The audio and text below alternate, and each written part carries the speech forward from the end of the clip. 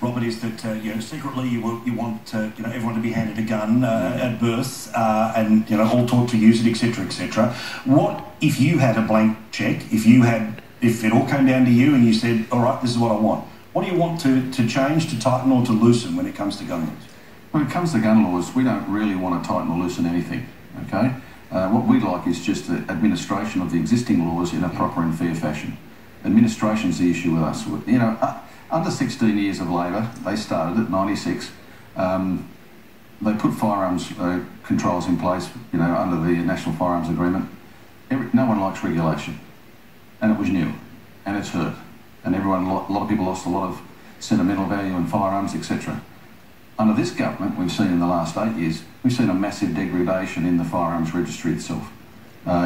Computer system implementations that have failed, an attempt to gouge out a 30% efficiency dividend, a third of the registry to go.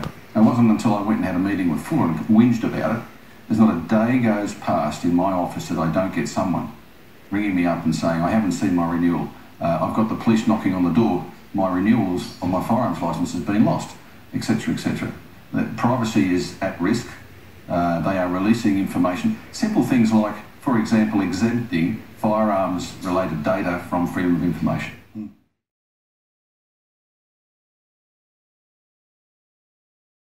David, just back to that gun question as well. What do you want to see, tighten or loosen? Well, it depends what you mean, but I've spent a fair bit of time in Switzerland and I've looked at their gun laws. They don't ban semi-automatics.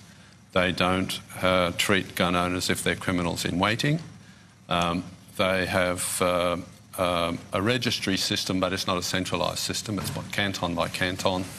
And they treat shooting a little bit like we treat tennis or golf or something like that. It's a sport that half the population is involved in.